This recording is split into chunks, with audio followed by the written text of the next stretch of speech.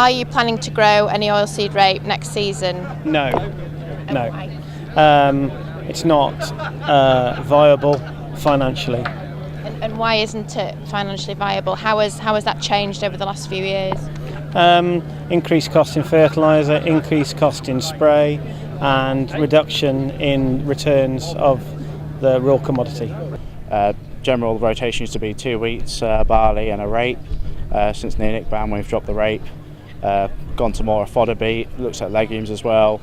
Really not too sure about the markets on there with the amount of legumes being grown now due to the cropping rule as well. So we'll see what the future brings. So the last couple of years then have actually impacted the growing decision then? You've Oh had yes, to change yes, growing. definitely.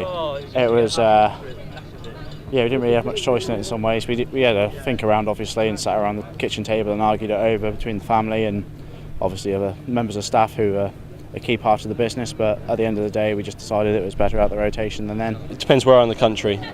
We've obviously seen the problem with the neonic ban and the flea beetle damage, especially in sort of the Cambridge-Royston area, but in Suffolk and in the north and everywhere else it doesn't seem too bad. So I think some are going to be reducing, some might even increase to counteract that and maybe take advantage of a rally in the prices. I think that they're not going to drop the crop anytime soon because the alternatives aren't really good enough really. Beans, spring cropping, whatever people put in instead, sugar beet, nothing's making enough money at the moment to warrant dropping rapeseed for it. Because they can't control the flea beetle that are ruining their crop. And therefore protect the investment. To establish crop, oilseed rape crops is a big investment from the start. And would you take that risk, spending money to establish a crop that you can't protect?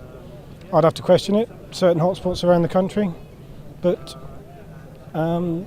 there is some, I believe, potential reintroduction of neonics in hotspot areas, which I'd like to see.